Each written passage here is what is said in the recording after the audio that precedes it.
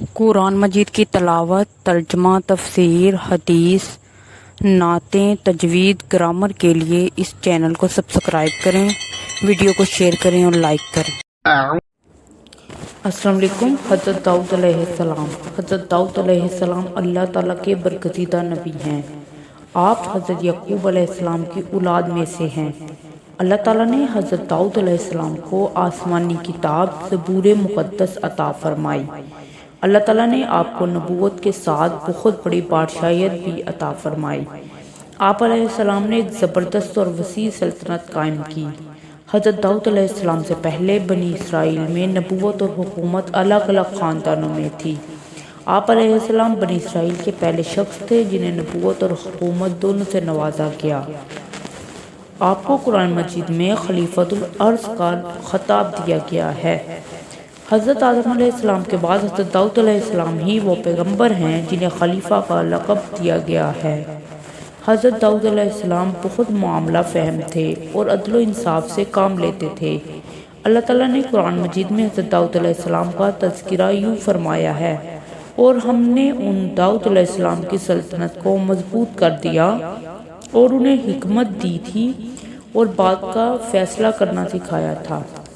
حضرت داؤد علیہ السلام بادشاہ ہونے کے باوجود عبادت اور نیکی کے کاموں میں اپنی مثال آپ تھے۔ آپ علیہ السلام بہت سادہ مزاج انسان تھے۔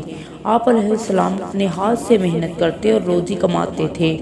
حضرت محمد صلی اللہ علیہ وسلم نے فرمایا، کسی انسان کا بہترین رزق اس کے اپنے ہاتھ کی محنت سے کمایا ہوا رزق ہے، اور بلا شبہ اللہ تعالیٰ کے نبی حضرت داؤد علیہ السلام اپنے ہاتھ کی محنت سے روزی کماتے تھے۔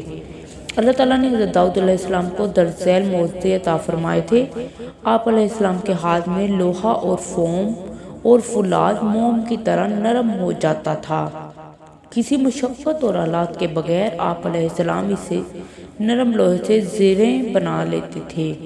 اللہ تعالیٰ نے حضرت داؤد علیہ السلام کو نہایت خوبصورت آواز عطا فرمائی تھی۔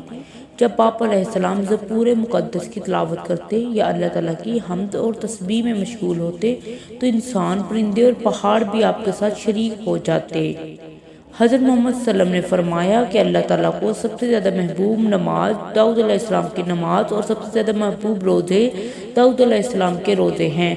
وہ آدھی رات تک سوتے اور پھر اٹھ کر نماز کا 1/3 حصہ عبادت میں کھڑے رہتے اور رات کے آخری حصے میں سو جاتے۔